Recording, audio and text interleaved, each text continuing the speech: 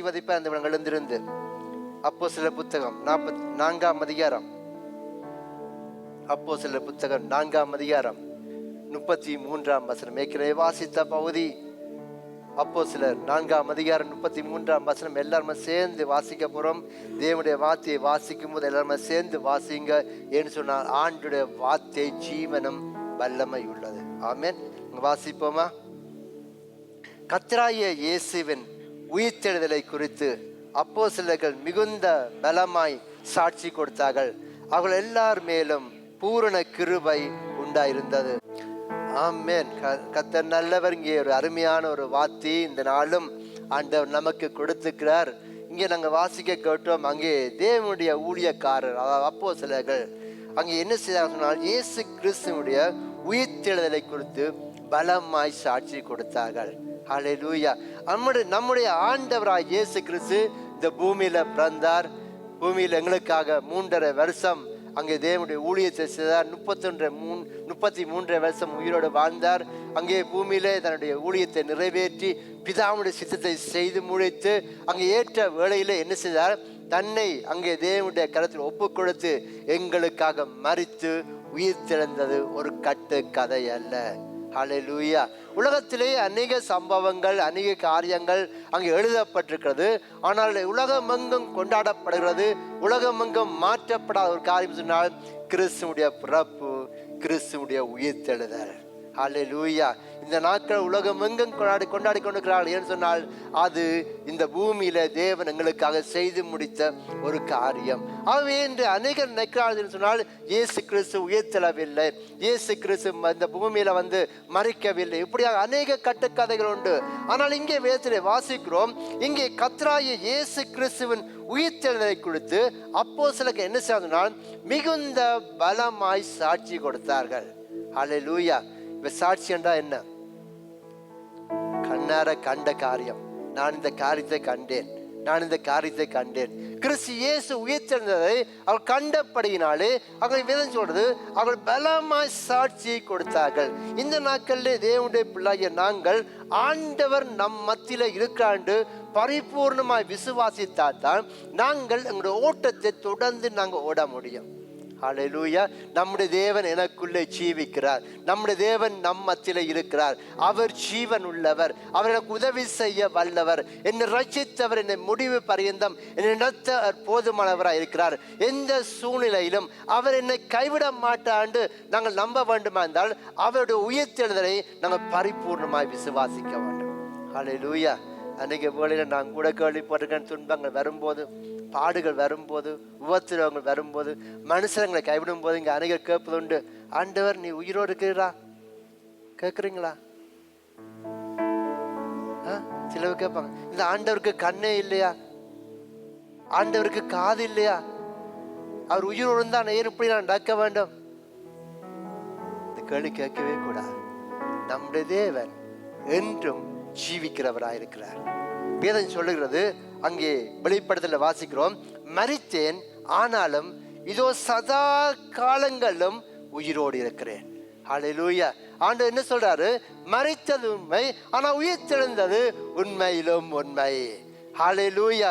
மரித்தேன் ஆனாலும் இதோ சதா காலங்களும் நான் உயிரோடு இருக்கேன்னு சொல்லி வேதத்திலே வாசிக்கிறோம். அங்கே புதிய ஏற்பாட்டில் வாசிக்கும் போது அங்கே லூக்கா புத்தகம் 24ஆம் அதிகாரம் 6ஆம் வசனத்தை பார்ப்போம் சொன்னால், லூக்கா புத்தகம் 24ஆம் அதிகாரம் 6ஆம் வசனத்தை கவனித்து பார்க்கிற வழியிலே அங்கே சீசர்கள் போய் ஆண்டவர் உடலை தேடுகிறார்கள். ஆண்டவர் அங்கே சிலுவையிலே அறையப்பட்டார், அங்கே அடக்கம் பண்ணப்பட்டு விட்டார். திரும்பி போய் என்ன செய்கிறார் சொன்னால் அங்கே ஆண்டோட உடலை அங்கே தேடும்படியாக அங்கே போகிறார்கள்.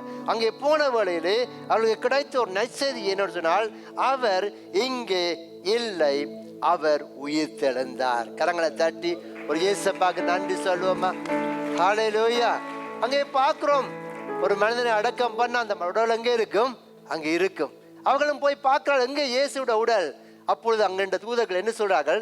அவர் இங்கே இல்லை, அவர் உயிர் தெழுந்தார். ஹல்லேலூயா. ஆகவே தேவனுடைய உயிர்த்தெழுதலை குறித்து நாங்கள் அநேக செய்திகள் நாங்கள் கேட்டு விட்டோம். ஒவ்வொரு வருஷமும் இந்த டைம்ல வந்து என்னத்தை பண்ணாங்க? ஆண்டவர் உயிர் தெழுந்தார், ஆண்டவர் உயிர் தெழுந்தார், ஆண்டவர் உயிர் தெழுந்தார் சொல்லி ஒரே செய்தியை கேட்டு கேட்டு என்ன செய்ய விட்டோம்? நாங்கள் களைச்சு போய்விட்டோம். ஆண்டவர் எதற்காக உயிர்த்தெழுந்தார்? ஆண்டவர் உயிர்த்தெழுந்ததன் நோக்கம் என்ன? ஆண்டவர் உயிர்த்தெழுந்ததற்கு நாங்கள் எப்படியாக வாழ்ந்து கொண்டிருக்கிறோம், அதை குறித்து நாங்கள் சிறிது பார்க்க போறோம். ஏன்னு சொன்னால் கிறிஸ்து இயேசு உயிர்த்தெழுந்த நோக்கம் என்று சொன்னால் நாங்கள் அவருக்கு சாட்சிகளாய் வாழும்படியாக, அவருடைய நாமத்தை மகிமைப்படுத்தும்படியாக. ஒரு காலத்திலே நானும் நீங்களும் மரித்தவர்களாய் வாழ்ந்தோம். ஆனால் கிறிஸ்து இயேசு என்னையும் உங்களையும் உயிர்ப்பித்திருக்கிறார். எத்தனை விசுவாசிங்க உயிரோடு இருந்துக்கிறீங்களா? என்ன கொஞ்சம் கைதான் உயருது. எத்தனை பேர் இங்க உயிர்ப்பிக்கப்பட்டீங்க விசுவாசிக்கிறீங்க? இப்ப முக்கவாசி கை வந்துட்டு ஹல்லேலூயா. எத்தனை பேர் ஞானஸ்தானம் எடுத்துக்கிறீங்க? இப்ப கணக்க நீங்க எல்லாரும் உயிரடைஞ்சு விட்டீங்க தெரியுமா? ஒரு வாசித்து பாருங்க. ரோமர் புத்தகம் 6ஆம் அதிகாரம், ரோமர் புத்தகம் 6ஆம் அதிகாரம் 3ஆம் வசனம் 4ஆம் வசனம் 5ஆம் வசனம். ரோமர் 6, 3, 4, 5 எல்லாரும் சேர்ந்து வாசிப்போம். கிறிஸ்து இயேசுக்குள்ளாக ஞானஸ்நானம் பெற்ற நாம் அனைவரும் அவருடைய மரணத்துக்குள்ளாக ஞானஸ்நானம் பெற்றதை அறியாமல் இருக்கிறீர்களா? மேலும் பிதாவின் மகிமையினாலே கிறிஸ்து மரித்தொழுந்து எழுப்பப்பட்டது போல நாமும் புதிதான ஜீவனுள்ளவர்களாய் நடந்து கொள்ளும்படிக்கு அவருடைய மரணத்துக்குள்ளாக்கும் ஞானஸ்நானத்தினாலே கிறிஸ்துவுடனே கூட அடக்கம் பண்ணப்பட்டோம். ஆதலால் அவருடைய மரணத்தின் சாயலில் நாம் இணைக்கப்பட்டவர்களாய் அவர் உயிர்த்தெழுதலின் சாயலும் இணைக்கப்பட்டிருப்போம். ஆமென், ஹல்லேலூயா. இங்க என்ன சொல்லப்படும் இந்த அதிகாரத்தில் அங்கே அப்போஸ்தலனாகிய பவுல் ரோமருக்கு எழுதும் போது அங்கே கிறிஸ்துவுக்குள்ளாக அங்கே வேதத்தில் வாசிக்கிறோம், அவருடைய மரணத்தின் சாயலை நாம் இணைக்கப்பட்டவரானால் அவருடைய உயிர்த்தெழுதலின் சாயலும் நாங்கள் இணைக்கப்பட்டிருக்கிறோம் என்று சொல்லி அங்கே வேதத்திலே வாசிக்கிறோம். ஆகவே கிறிஸ்துவுக்குள்ளாக ஞானஸ்நானம் பெற்ற நாம் அனைவரும் அவருடைய மரணத்துக்குள்ளாக ஞானஸ்நானம் பெற்றதை அறியாதிருக்கிறீர்களா என்று அநேகர் ஞானஸ்நானம் பெற்றதை மறந்து போய்ப்பா. சில ஞானஸ்நானம் டேட்டே மறந்து போவாங்க. எப்போ நான் ஞானஸ்நானம் பெற்றேன், எப்போ பெற்றேன், எங்க பெற்றேன், அதுவும் மறந்து போவாங்க. ஆனா ஞானஸ்நானம் எதற்காக பெற்றுக்கொண்டோம், அவருடைய அர்த்தம் என்ன? அங்கே வேதம் என்ன சொல்றது? கிறிஸ்துவுக்குள்ளாக ஞானஸ்நானம் பெற்ற நாம் அனைவரும் அவருடைய மரணத்துக்குள்ளாக ஞானஸ்நானத்தை நாங்கள் பெற்றிருக்கிறோம். மேலும் பிதாவின் மகிமையினாலே கிறிஸ்து மரித்தொழுந்து எழுப்பப்பட்டது போல நாமும் புதிதான ஜீவன் உள்ள நடந்து கொள்ளும்படிக்கு அவருடைய மரணத்துக்குள்ளாக ஞானஸ்நானத்தினாலே கிறிஸ்துவுடன் கூட என்ன செய்யப்பட்டோமாம்? அடக்கம் பண்ணப்பட்டோம். ஆகவே எங்களுடைய பழைய மனுஷன் எங்கே போய்விட்டான்? இப்ப மரித்து நாங்கள் கிறிஸ்துவின் உயிர்த்தெழுதலின் சாயலிலே நானும் நீங்களும் இணைக்கப்பட்டிருக்கிறோம். ஹல்லேலூயா. அவை கிறிஸ்து எழுந்திருந்தது போல நாங்களும் புதிதான ஜீவன் உள்ளாக இன்று தேவ சமூகத்திலே ஜீவன் உள்ளவர்களாய் காணப்படுகிறோம். ஏனென்று சொன்னால் ஒரு காலத்தில் நாங்கள் அக்கிரமக்காரராக இருந்தோம், ஒரு காலத்தில் நாங்கள் பாவிகளாக இருந்தோம், ஒரு காலத்தில் நாங்கள் அங்கே தேவனுக்கு தூரமானவர்களாக காணப்பட்டோம். ஆனால் ஆண்டவரோ என்னையும் உங்களையும் கிறிஸ்துவுடைய உயிர்த்தெழுதலின் சாயலிலே எங்களை இணைத்திருக்கிறார். இன்னொரு வசனத்தை வாசித்து பாருங்க. அங்கே எபேசியர் புத்தகம் 2ஆம் அதிகாரம் 5ஆம் வசனத்தை நாங்கள் பார்ப்போம்னு சொன்னால், எபேசியர் புத்தகம் 2ஆம் அதிகாரம் 5ஆம் வசனத்தில் வாசிக்கிற வேளையிலே அங்கே வேதம் சொல்லுகிறது, அக்கிரமங்களில் மரித்தவர்களாயிருந்த நம்மை கிறிஸ்துவோடு கூட உயிர்ப்பித்தார், கிருபையினாலே ரட்சிக்கப்பட்டீர்கள். ஹல்லேலூயா. அப்படியா இருந்தா என்ன சொல்லப்படுது?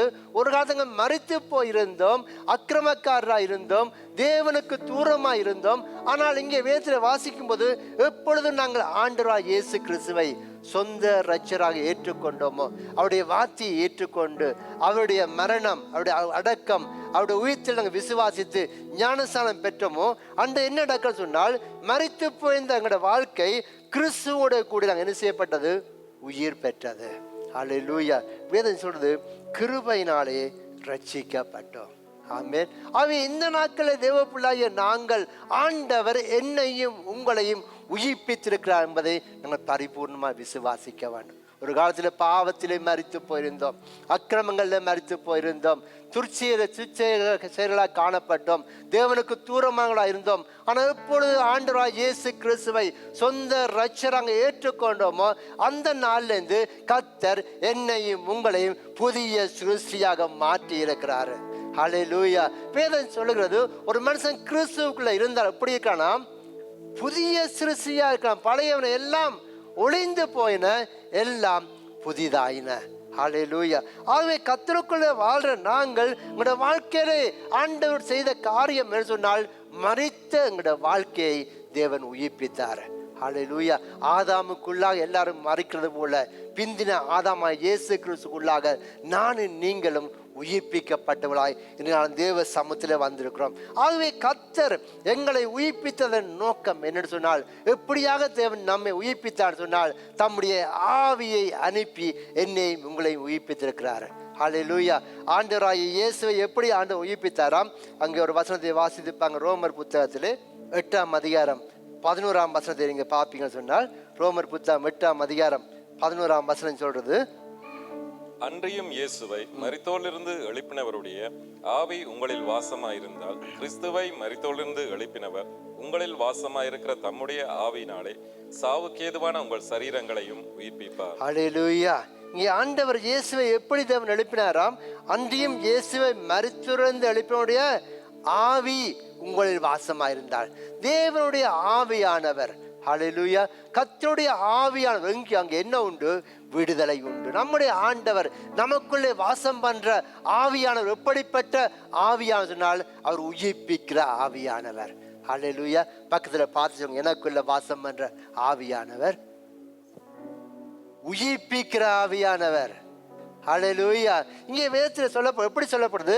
இயேசுவை மரித்தோரிலிருந்து எழுப்பினுடைய ஆவி உங்களில் வாசமாயிருந்தால், கிறிஸ்துவை மரித்தோரிலிருந்து எழுப்பினவர் உங்களில் வாசமாயிருக்கிற தம்முடைய ஆவியினாலே சாவுக்கேதுவான உங்கள் சரீரங்களை என்ன செய்வாராம்? உயிர்ப்பிப்பார். ஆகவே கர்த்தருடைய ஆவி எங்கள் மேல வரும்போது, தேவனுடைய ஆவியானவர் எங்கள் மேல இறங்கும் போது, தேவனுடைய ஆவி எங்கள் மேல ஊற்றப்படும் போது, எங்களுடைய வாழ்க்கை என்ன செய்யப்படுது? உயிர்ப்பிக்கப்படுகிறது. ஹல்லேலூயா. எங்களுடைய ஆவிக்குரிய வாழ்க்கை உயிர்ப்பிக்கப்படுகிறது. எங்களுடைய பரிசுத்த வாழ்க்கை உயிர்ப்பிக்கப்படுகிறது. எங்களுடைய வாழ்க்கையில் என்னென்ன காரியங்கள் மரித்து போயிருக்கிறதோ, என்னென்ன காரியங்கள் கர்த்தருக்காக நாங்கள் எழும்ப முடியாமல் இருக்கிறதோ, என்னென்ன பழக்க வழக்கங்கள் தேவனுக்கு விரோதமாக இருக்கிறதோ, அவைகள் எல்லாம் அழிக்கப்பட்டு கர்த்தருக்காக ஒரு பரிசுத்த வாழ்க்கை உயிர்ப்பிக்கப்பட வேண்டும் சொன்னால், தேவனுடைய ஆவி ஊற்றப்பட வேண்டும். ஹல்லேலூயா. இங்கே பார்க்கிறோம், முதல்ல நாங்கள் வாசித்தோம், அப்போஸ்தலர் என்ன செய்ய சொன்னால், கர்த்தராகிய இயேசு கிறிஸ்துவுடைய உயிர்த்தெழுதலை குறித்து பலமாய் சாட்சி கொடுத்தார்கள். எப்படி அவர்கள் பலமாய் சாட்சி கொடுத்தார் சொன்னால், தேவனுடைய ஆவி ஊற்றப்பட்ட பின்பதாக, அங்கே ஆண்டவராகிய இயேசு கிறிஸ்து பூமியில வாழ்ந்த நாட்களில் ஆண்டவரை பிடித்து கொண்டு போன பின்பதாக அவர் என்ன செய்தார்கள்? சிதறடிக்கப்பட்டார்கள். தேவனை மறுதலித்தார்கள், தூரமாய் போனார்கள், பயந்து ஓடினார்கள். ஆனால் பெந்தெக்கோஸ்தே நாளிலே அங்கே மேல் வீட்டு அறையிலே காத்திருந்து தேவனுடைய ஆவியை பெற்ற என்பதாக அங்கே வேதம் சொல்றது, தேவனுக்கு சாட்சிகளாக இருந்தார்கள். என்று சொன்னால் ஆவியே உயிர்ப்பிக்கிறது, மாமிசம் ஒன்றுக்கும் உதவாது. ஹல்லேலூயா. அவங்க இங்கே பார்க்கிறோம், சீசர்களை குறித்து நாங்கள் பார்க்கிற வேளையிலே அவர்கள் பயந்து போயிருந்த ஜனங்கள், அங்கே ஓடி போய் அங்கே கதவை பூட்டி போட்டு இருந்த ஜனங்கள், எப்பொழுது பெந்தெக்கோஸ்தே நாளிலே மேல் வீட்டு அறையிலே தேவனுடைய ஆவியாலே நிரப்பப்பட்டார்களோ, அந்த நாளிலிருந்து என்ன சொன்னால் கர்த்தருக்கு சாட்சிகளாக மாறினார்கள். அதற்கு பின்பதாக அங்கே வேதத்தில் வாசிக்கிறோம், அவர்கள் என்ன செய்தால் தேவனுக்கென்று அங்கே வல்லமுள்ள கருவிகளாக எழுந்து நின்றார்கள். அங்கே அப்போஸ்தலர் புத்தகம் 3ஆம் அதிகாரத்தை நீங்க பார்ப்பீங்கன்னு சொன்னால், 3ஆம் அதிகாரம் 15ஆம் வசனத்தை நீங்க கவனித்து பார்ப்பீங்க சொன்னால், அப்போஸ்தலர் புத்தகம் 3ஆம் அதிகாரம் 15ஆம் வசனம் சொல்லுகிறது, ஜீவாதிபதியை கொலை செய்தீர்கள், அவரை தேவன் மரித்தோரிலிருந்து எழுப்பினார், அதற்கு நாங்கள் சாட்சிகளாய் இருக்கிறோம். ஹல்லேலூயா. இங்கே பார்க்கிறோம், எப்பொழுதும் இந்த வார்த்தை இவர் சொல்லுக்காக சொன்னால், தேவனுடைய ஆவி ஊற்றப்பட்ட பின்பதாக கிறிஸ்துவை மரித்தோரிலிருந்து எழுப்பின அதே ஆவியானவர் அங்கே சீசர்கள் அங்கே பெந்தெக்கோஸ்தே நாளிலே மேல் வீட்டு அறையிலே தேவ ஆவியால் நிரப்பப்பட்ட பின்பதாக அவருடைய வாழ்க்கை என்ன செய்யப்பட்ட சொன்னால் சாட்சிகளாக மாறினார்கள். ஹல்லேலூயா. இந்த உயிர்த்தெழுந்த நாளிலும் எல்சடாய் குடும்பத்தை பார்த்து, இங்கே வந்துக்க தேவ பிள்ளைகளை பார்த்து, ஆன்லைனில் பார்க்குற பிள்ளைகளை பார்த்து ஆண்டவர் சொல்கிற வார்த்தை என்னன்னு சொன்னால், நீங்கள் உயிரடைந்து சாட்சிகளாக வாழ வேண்டும். ஹல்லேலூயா. நானும் நீங்களும் கிறிஸ்து இயேசுவுக்கு சாட்சிகளாக வாழ வேண்டும். நானும் நீங்களும் அவர் ஜீவிக்கிறான்னு சொல்லி மற்றவர்களுக்கு அறிவிக்க வேண்டும். இந்த ஆண்டு என்ன ஆண்டு? சுவிசேஷத்தின் ஆண்டு. தேவனுடைய நற்செய்தியை சொல்ல வேண்டும். என்ன நற்செய்தி? நம் இயேசு ஜீவிக்கிறார், நம் இயேசு ஜீவிக்கிறார், அவர் நம்மத்திலே இருக்கிறார், அவர் உயிரோடு இருக்கிறார். அங்கே வேதத்தில் வாசிக்கிறோம், அங்கே ஜீவாதிபதியை கொலை செய்தீர்கள், அவரை தேவன் மரித்தோர்ந்து எழுப்பினார், அதற்கு நாங்கள் சாட்சிகளாய் இருக்கிறோம். யார் சொல்லுகிறார்கள்? சீசர்கள். பேதுரு சொல்லுகிறார், யோவான் சொல்லுகிறான். ஏனென்று சொன்னால் ஆவி ஊற்றப்பட்ட பின்பதாக அவர்கள் கண்ட காரியங்களை, அவர்கள் அனுபவித்த காரியங்களை சாட்சியா சொல்லுகிறார்கள். அவர் மரித்தது உண்மை, அடக்கம் பண்ணப்பட்டது உண்மை, ஆனால் 3ஆம் நாள் உயிரோடு எழுந்த. கரங்களை தட்டி நம்முடைய ராஜாதி ராஜாவுக்கு ஒரு மகிமை செலுத்துவோமா? ஹல்லேலூயா. இன்றைக்கு நானும் நீங்களும் சாட்சிகளாக இருக்கிறோமா? எத்தனை பேர் தேவனுடைய ஆவியை பெற்றுக்கிறீங்க? கையெழுத்தவே மாட்டீங்க. ஒவ்வொரு நாளும் ஊற்ற வேண்டாம். சில மரத்துக்கு ஒவ்வொரு நாளும் தண்ணி விடாது. எங்கள் வீட்டு ஒரு பூ கொண்டு இருக்கு, அது ஒவ்வொரு நாள் தண்ணி விடாட்டி அது கீழே படிச்சிடும். அப்புறம் அடுத்த நாள் போய் தண்ணி ஊற்ற நிமிந்து நிற்கும். ஒவ்வொரு நாளும் என்ன செய்யப்படணும்? ஊற்ற வேண்டும். ஆவியான் பேசல, ஆவியிலே அனலாயிருங்கள். தேவனுடைய ஆவினாலே நிரப்பப்பட்டவளாய் காணப்பட வேண்டும். தேவனுடைய அபிஷேகத்தினாலே நிரப்பப்பட்டவளாய் காணப்பட வேண்டும். இங்கே வாசிக்கிறோம், கர்த்தராகிய இயேசுவின் உயிர்த்தெழுதலை குறித்து அப்போஸ்தலர்கள் மிகுந்த பலமாய் சாட்சி கொடுத்தார்கள். ஹல்லேலூயா. இன்றைக்கு நானும் நீங்களும் தேவனுடைய ஊழியக்காரன்னு சொல்ற நாங்கள், தேவனுக்கு ஆராதனை செய்கிற நாங்கள், தேவனுடைய பிள்ளைகள் அழைக்கப்படுற நாங்கள் இன்றைக்கு யாருக்கு சாட்சியா நாங்கள் வாழுகிறோம்? ஏனென்று சுவிசேஷம் அறிவிக்கப்படவில்லை, ஏனென்று ஜனங்கள் ரட்சிக்கப்படுவது குறைவாக இருக்கிறது, இதற்காக தேவனுடைய நாமம் மகிமைப்படாமல் இருக்கிறது. நாங்கள் எப்படிப்பட்ட சாட்சியுள்ள வாழ்க்கையை நாங்கள் வாழுகிறோம்? நாங்கள் தேவையில்லை எல்லாத்துக்கும் போய் சாட்சி சொல்லுவோம். ஏதாவது பிரச்சனை சொன்னால், பிரதர் வாங்க, நான் பாரு, நான் பார்த்தேனா, நான் சொல்றேன், நீங்கள் வாங்க, நீங்க வாரீங்களா சாட்சிக்கு? சிஸ்டர் வாரீங்களா? பிரதர் வாரீங்களா சாட்சிக்கு? என்ன சாட்சி இது? வழக்குக்கும் வாதுக்கும் சண்டைக்கும் பிரிவினைக்கும் குழப்பத்துக்கும் அடிபாட்டுக்கும் சாட்சிக்கு 15 பேரோட நிற்போம். எத்தனை பேர் இயேசு கிறிஸ்துவை சாட்சியால் அறிவிக்கிறீங்க? ஒரு கை எழும்பதா? குறைவு. என்னத்துக்கு சாட்சி? அவர் சொன்னவர், அவா சொன்னவா? நான் 4 கேள்வி பாச கேட்போம், வாங்க 4 பேர். கஷ்டம். ஆண்டு என்னது சாட்சி சொல்றார்? கிறிஸ்து இயேசு, அவருடைய உயிர்த்தெழுதல், அவருடைய வல்லமை. இப்படி நீங்க 4 பேருக்கு சாட்சிகள் ஏதாவது நடக்குமா? இருக்கிற சமாதானம் போய், இருக்கிற சந்தோஷம் போய், சபையை குழப்பி, குடும்பத்தை குழப்பி, உறவுகளை குழப்பி, உங்களுடைய சரீரத்துடைய சுகத்தை குழப்பி, உங்களுடைய குடும்பத்துக்கு ஆசீர்வாதத்தை கெடுத்து கடைசியில் என்ன நடக்குது? தேவன் நாமம் தூசிக்கப்பட்டு போகும். உங்களுடைய பேர் கட்டுப்போம், உங்களுடைய ஃபேமிலியின் பேர் கட்டுப்போம், எல்லாரும் கட்டு. கடைசியில் நடக்கும்? இயேசுவின் நாமத்தை எனக்கு தூசிப்பாங்க. என்னதுக்கு தேவன் சாட்சியா ஏற்படுத்தினார்? கிறிஸ்து இயேசுவை. பக்கத்தில் பார்த்தீங்களோ அப்போஸ்தலர்கள் இயேசு கிறிஸ்துவோட உயிர்த்தெழுதலை குறித்து பலமாய் சாட்சி கொடுத்தாங்க. ஹல்லேலூயா. நீங்க யாரை குறித்து சாட்சி சொல்லணும்? இயேசுவோட உயிர்த்தெழுதலை குறித்து. நேற்று நாளும் ஒரு வேர்ஷிப் நடந்தது, சூப்பரா இருந்தது, ஆண்டவருடைய பிரசன்னம் வந்தது. சாட்சி சொல்லுங்க போய். நேற்று தேவனுடைய வார்த்தையை கேட்டோம், வெள்ளிக்கிழமை கர்த்தரோடு பேசினார், சாட்சி சொல்லுங்க. போன கிழமை நாங்க சேர்ச்சுக்கு வந்தோம், ஆண்டவர் நோயை குணமாக்கினார், போய் சாட்சி சொல்லுங்க. நான் அந்த வீட்டை போய் ஜெபம் பண்ணினேன், கர்த்தருடைய வல்லமை இறங்கினது, போய் சாட்சி சொல்லுங்க. கர்த்தரை மகிமைப்படுத்துங்க. இன்றைக்கு ஒவ்வொரு வருஷமும் நாங்கள் இதே ஈஸ்டர், அதே உயிர்த்தெழுந்த வல்லமை, உயிர்த்தெழுந்த ஆவியான பாட்டு பாடுறோம் என்ற ஒரு மாற்றம் இல்லை. இருக்கிற ஜனம் எங்க போகுது? இப்ப விசுவாசத்தை விட்டு வழிவிலை போகுது. காரணம் என்ன? சாட்சியற்ற வாழ்க்கை, விசுவாச குறைவு, வழக்குகள், வாதுகள், மாமிசத்தின் கிரியைகள் இன்னும் செத்து போயிருக்கு. ஞானஸ்தானம் எடுத்து ஏன் எடுத்து தெரியாது, எங்கே எடுத்து எனக்கு தெரியாது, எடுத்ததன் நோக்கம் என்ன தெரியாது. வசனத்தை சரியாய் அறிந்தவன் உண்மையாய் மனம் திரும்பி பாவத்தை அறிக்கையிட்டு உண்மையாய் ஞானஸ்தானம் எடுத்துக்கொண்டால் அது உறுதியாய் நிற்கும். அது உண்மையான விசுவாசமா இருக்கும், உண்மையான மனம் திரும்புதலா இருக்கும். இன்றைக்கு அநேக மனம் திரும்புதல், எப்படிப்பட்ட மனம் திரும்புதல்? கள்ளத்தனமான மனம் திரும்புதல். கல்யாணத்துக்காக ஞானஸ்தானம், வெளிநாட்டுக்கு போறதுக்காக ஞானஸ்தானம், குடும்பத்தை சந்தோஷப்படுத்த ஒரு ஞானஸ்தானம். எல்லாரும் கேட்குறாங்க, நானும் இருக்கா போய் தண்ணிக்க போட்டு வருவோம். ஞானஸ்தானம். யோர்தானில் போய்க்கிறோம், ஐயோ நான் யோர்தானில் போய் குளிச்சுட்டு வந்துட்டேன், அதில் ஒரு ஞானஸ்தானம். எதுவுமையான ஞானஸ்தானம்? ஆண்டவராகிய இயேசு கிறிஸ்து என் பாவங்களை சுமந்தார்.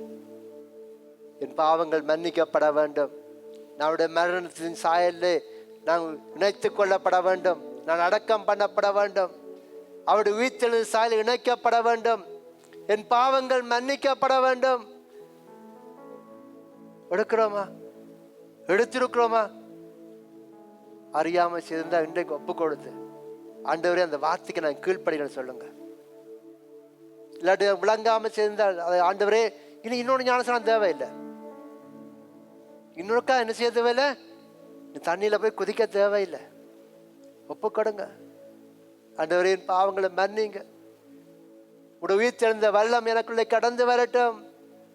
இந்த கடைசி நாட்கள்ல தேவ ஜனங்கள், தேவ பிள்ளைகள், ஊழியக்காரர் செய்ய வேண்டிய ஒரே ஒரு காரியம் என்னவென்று சொன்னால், ஆவியானவர் சொல்லுகிறார், கர்த்தராகிய உயிர்த்தெழுந்த இயேசு கிறிஸ்துவை குறித்து பலமாய் சாட்சி கொடுக்க வேண்டும். சாட்சி சொல்லுங்க, அவர் ஜீவிக்கிறார். இந்த கடைசி நாட்கள் எங்கு பார்த்தாலும் இயேசு கிறிஸ்துடைய உயிர்த்தெழுதலை குறித்து, இயேசு கிறிஸ்துடைய வருகை குறித்து அதிகமான செய்திகள். எதற்காக? நம்முடைய மேசியா இயேசு ராஜா மீண்டும் வரப்போகிறார். ஆனா இன்று தேவஜனுக்கு என்ன இல்லை? அக்கறை இல்லை. உலக பாரம் கூடிவிட்டது, உலக கவலைகள் கூடிவிட்டது, உலகத்தினுடைய போராட்டங்கள் கூடிவிட்டது. இது நிமித்தமா என்ன இல்லை? தேவனை குறித்த கரிசனை இல்லாமல் போய்விட்டது. ஆகவேதான் ஆண்டவர் சொல்றார், தேவனை தேடுற உணர்வு உண்டு பார்க்க கர்த்தர் என்ன செய்யறாராம்? கண்ணோக்கி பார்க்கிறார். யார் தேவனை தேடுறார்கள்? யார் தேவனை தேடுற உணர்வு இருக்கு? இந்த உயிர் தெளிந்த நாளும் அவருடைய மகிமையை வெளிப்படுத்தும்படியாக சாட்சியா வாழங்களை ஒப்புக் கொடுங்க. அங்கே அப்போஸ்தலனாகிய பவுலை குறித்து வாசிக்கும் போது, பிலிப்பிய புத்தகம் 3ஆம் அதிகாரம் 10ஆம் வசனத்தை நாங்கள் பார்ப்போம் என்று சொன்னார். பிலிப்பிய புத்தகம் 3ஆம் அதிகாரம் 10ஆம் வசனம் எல்லாரும் சேர்ந்து வாசிப்போமா? பிலிப்பியர் 3:10.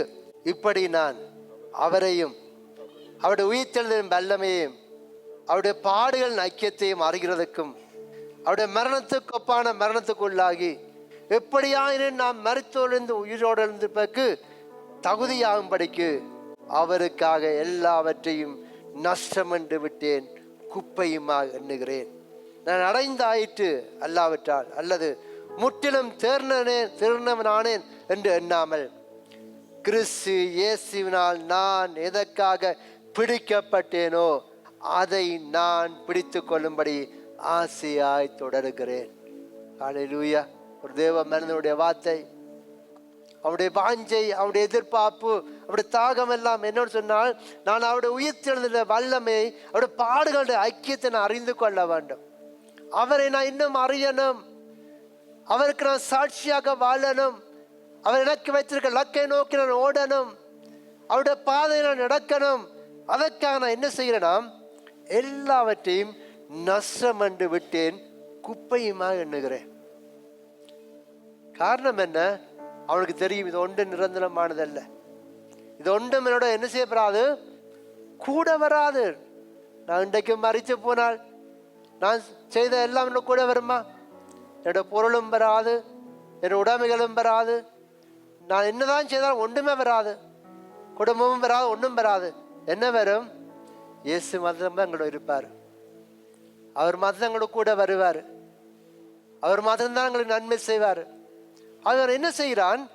அவருடைய உயிர்த்தெழுதலின் வல்லமை, அவருடைய பாடுகள் ஐக்கியத்தை அறிகிறதுக்கும் அவருடைய மரணத்துக்கொப்பான மரணத்துக்குள்ளால் எப்படியாயினும் நான் மரித்தோரிலிருந்து உயிரோடு எழுந்திருப்பதற்கு தகுதியாகும்படிக்கு அவருடைய வருகையினால் நாங்கள் மறுரூபமாக்கப்பட வேண்டும். ஆகவே இந்த பூமியில வாழ்ற நாங்கள் அவருக்கு உண்மையாய் வாழ்ந்தாள், அவருக்கு முன்பாக பரிசுத்தமாய் வாழ்ந்தாள், அவருடைய வார்த்தையின்படி வாழ்ந்தாள், அவருக்கு சாட்சியாய் வாழ்ந்தாள், அவருடைய வருகையினாலே நானும் நீங்கள் என்ன செய்யப்படுவோம்? மறுரூபமாக்கப்படுவோம்.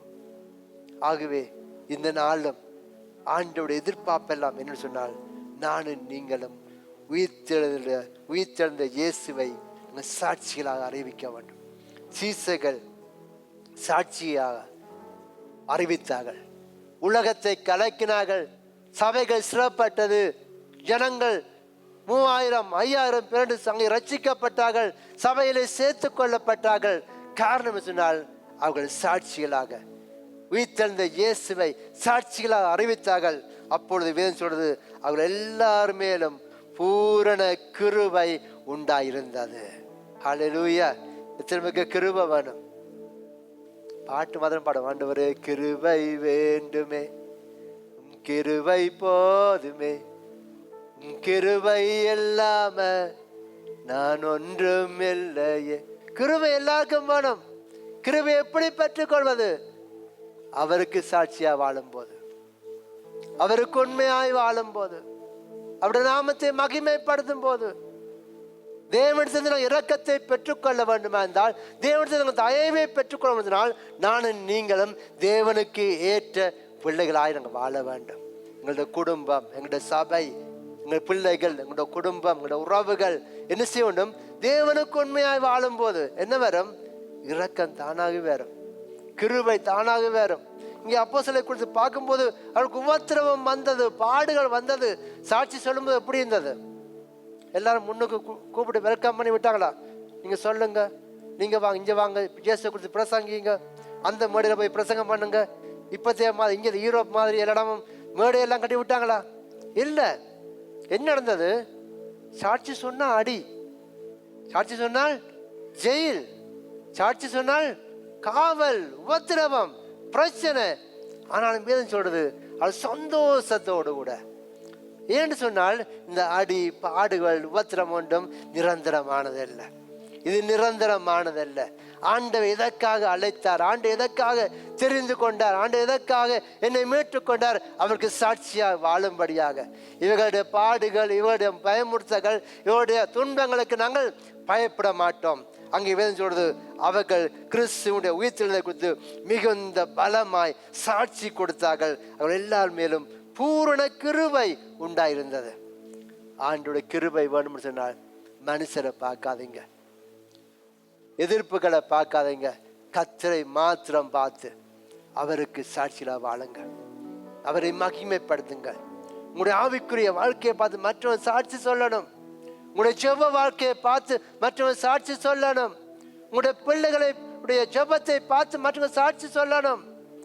உங்களுடைய ஆவிக்குரிய ஓட்டத்தை பார்த்து மற்றவன் சாட்சி சொல்லணும். சர்ச்சில் வந்து தனியா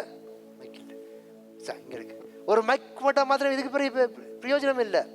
ஆண்டை வரும்போது நாளை சொல்ல முடியாது.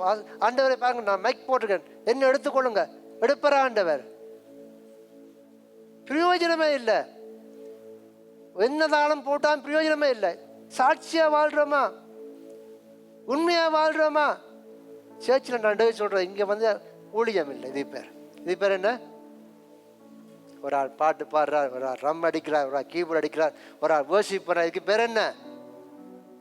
ஆராதனை. என்ன இது? ஆராதனை. ஒரு சரீரமா அவயவங்களை இணைந்து கர்த்தரை ஆராதிக்கிறோம். எது ஊழியம்? புறப்பட்டு போங்க, சுவிசேஷத்தை அறிவியுங்க, ஜனங்களை ஆதாயப்படுத்துங்க, தடுத்துறக்கு சுவிசேஷத்தை அறிவிங்க, ஜனங்களை தேவன்கிட்ட கொண்டு வாங்க, ஜனங்களை கர்த்தருக்குள்ள நடத்துங்க. தேவனை அறியாத ஜனங்களை மத்தியில் 2 வார்த்தையை சொல்லுங்க. இதான் ஊழியம், இதான் அழைப்பு. அன்றைக்கு நாங்கள் என்ன செய்யறோம்? எப்படி எங்களுடைய சாட்சி? தேவ பிள்ளைகள் மிக ஜாக்கிரதையா இருக்க வேண்டும். ஆனா என்ன சொல்லுவோம்? அவர் சாட்சி இல்லை, அவர் சாட்சி இல்லை, முன்னுக்கு நிற்கிற அவர் சாட்சி இல்லை. நீ சாட்சியா இருக்கிறாயா? மற்றவனை குற்றப்படுத்த நீ யார் ராசா? என்ன குற்றப்படுத்த நீங்க யாரு? நான் நடுக சொல்றேன், யாரான்னு ஏதாவது கோபமா தப்பா குற்றப்படுத்தாங்க, நேரவே கதைச்சு சமாதானமாங்க. நீங்க யாரும் இங்க பெர்ஃபெக்ட் இல்லை. நம்முடைய ஆண்டவர் ஒருவர் தான் மிஸ்டர் பெர்ஃபெக்ட். நீங்க ஒருத்தரும் இங்க என்ன இல்லை, நானும் இல்லை, நீங்களும் இல்லை. தவறு இருந்தால் என்ன செய்யுங்க? நாங்கள் ஒரு குடும்பம், நாங்கள் இயேசுவின் குடும்பம், நாங்கள் தேவ பிள்ளைகள், நாங்கள் ஒரே இரத்தத்தினால கழுவப்பட்டவர்கள். எங்களுடைய சாட்சி நிலைக்க வேண்டுமா இருந்தால், எங்களுடைய ஐக்கியம் நிலைக்க வேண்டுமா இருந்தால், நாங்கள் தேவனுடைய வருகையிலே காணப்பட வேண்டுமா இருந்தால், ஐக்கியம் ஒருமனப்பாடு நிலைத்திருக்க வேண்டும் சொன்னால், ஒருவரை ஒருவர் மன்னித்து, ஒருவர் விட்டு கொடுத்து, விழுந்து போன ஒருவரை தூக்கி ஓடிக்கொண்டே இருங்க. நாங்கள் இடையில் நின்றால் எங்களுடைய ஓட்டத்தை நாங்கள் இழந்து போய்விடுவோம். இங்கே பார்க்கிறோம், இவர்கள் இங்கே மிகுந்த பலமாய் சாட்சி கொடுத்தபடினாலே பூரண கிருபை அவர்கள் மேலே இருந்தது. இன்றைக்கு எங்களுடைய வாழ்க்கை எப்படிப்பட்டதா இருக்கிறது? அப்போஸ்தலர் புத்தகம் 1 வசனத்தை வாசித்து முடிக்க போறோம். அங்கே வேதம் சொல்றது, தேவனுடைய ஆவி ஊற்றப்பட்டது நோக்கம். தேவனுடைய ஆவி உங்கள் மேலே வரும்போது, 8ஆம் வசனம், அப்போஸ்தலர் 1:8, பரிசுத்த ஆவி உங்களிடத்தில் வரும்போது நீங்கள் என்ன செய்வீங்களாம்? பலனடைந்து எருசலேமிலும் யூதேயா முழுவதிலும் சமாரியாவிலும் பூமியின் கடைசி பரியந்தமும் எனக்கு சாட்சிகளாய் இருப்பீர்கள். ஹல்லேலூயா. தேவனுடைய ஆவி வரும்போது அங்கே என்ன நடக்கிறதாம்? பலனடைவோம், உயிர்ப்பிக்கப்படுவோம். அது மாத்திரமல்ல, எருசலேம் யூதேயா முழுவதிலும் சமாரியாவிலும் பூமியின் கடைசி பரியந்தமும் எனக்கு சாட்சிகளாய் இருப்பீர்கள். உம்மாவி ஊற்றப்பட்டால் மரித்தவை. Hi, hello, praise the lord. ஆண்டவராகிய இயேசு கிறிஸ்துவின் நாமத்திலே எல்சடாய் பிரேயர் மினிஸ்ட்ரி சார்பிலே உங்கள் யாவரையும் கூட அன்போடு வாழ்த்துகிறேன். இவ்வளவு நேரம் இந்த தேவனுடைய வார்த்தையை கேட்டு உங்களை கர்த்தர் தாமே நிறைவாக ஆசீர்வதிப்பாராக. இந்த வேளையும் உங்களுக்கு நான் ஜெபிக்கும்படியாக விரும்புகிறேன். நீங்கள் என்னோட இணைந்து ஜெபிங்க. கர்த்தர் உங்களோட வாழ்க்கையிலே பெரிய காரியங்களை செய்வாராக. ஆமென். ஜெபம் பண்ணுவோமா? நல்ல தகப்பனே, உம்மை துதிக்கிறோம், ஸ்தோத்திரிக்கிறோம். ஆண்டவரே, இயேசு கிறிஸ்துவின் நாமத்திலே இந்த வேளும் அப்பா என்னோட இணைந்திருக்கிற அன்பு பிள்ளையோட சேர்ந்து உம்முடைய திருமுகத்தை நோக்கி பார்க்கிறோம். அப்பா ஆண்டவரே, உம்முடைய வார்த்தையின்படியாக உம்மை நோக்கி பார்த்தோட முகங்கள் பிரகாசம் அடைந்தன, அவர்கள் முகங்கள் வைக்கப்படவில்லைன்னு சொல்லி வேதம் சொல்கிறதே, அதே போல இந்த வேளும் உம்முடைய முகத்தை நோக்கி பார்க்குற பிள்ளைய வாழ்க்கையை கர்த்தரை ஆசீர்வதிங்க. எந்த சூழ்நிலையில இருந்தாலும் கர்த்தர் அவருடைய வாழ்க்கையை செழிப்பாக மாற்ற உம்மாலே மாத்திரமே கூடுமாப்பா. உம்மால் ஆகாத காரியம் ஒன்றுமே இல்லை. தேவனால எல்லாமே கூடும் என்று அறிக்கை பண்ணுகிறோம், விசுவாசிக்கிறோம். அப்பா கர்த்தர் ஒவ்வொரு வாழ்க்கையும் செழிப்பாய் மாற்றுங்க, ஆசீர்வதிங்க, உங்களுக்கு சாட்சியாக நிறுத்துங்க, உங்களுடைய வருகைக்கு ஆயத்தப்படுத்துங்கப்பா. பிதா, குமாரன், பரிசுத்த ஆவியின் நாமத்திலே ஆசீர்வதிக்கிறேன். தேவ கிருபை சூழ்ந்து கொள்வதாக. கிறிஸ்து இயேசுவின் நாமத்திலே ஆசீர்வதித்து ஜெபிக்கிறேன் எங்கள் ஜீவனுள்ள நல்ல பிதாவே, ஆமென். ஆண்டவர் தாமே உங்களை ஒவ்வொரு ஆசீர்வதிப்பராக. எங்கள் சர்ச் இப்பொழுதுங்க சுவிட்சர்லாந்திலே ராப்ஸ் என்ற பட்டணத்தில் இருக்கிறது. நீங்கள் ஆராதனைக்கு ஒரு ஆராதனையில் நீங்கள் கலந்து கொள்ளாதவர்களாக இருந்தால் உங்களை இணைந்து கொள்ளுங்க. கர்த்தர் உங்களை ஆசீர்வதிப்பராக. அது மாத்திரமல்ல, ஃபில்லிங்கன் ஸ்வீரிங்கன் என்ற பாதையிலும் கூட உங்களுடைய பிரான்ச் சர்ச் இருக்கிறது. அங்கே உள்ளவர்கள் அந்த உங்களை இணைந்து கொள்ளுங்கள். தேவ சமூகத்து வாங்க. கர்த்தர் நிறைவாக உங்களை ஆசீர்வதிப்பராக. தேவ கிருபை உங்களோட கூட இருப்பதாக. ஆமென், ஆமென்.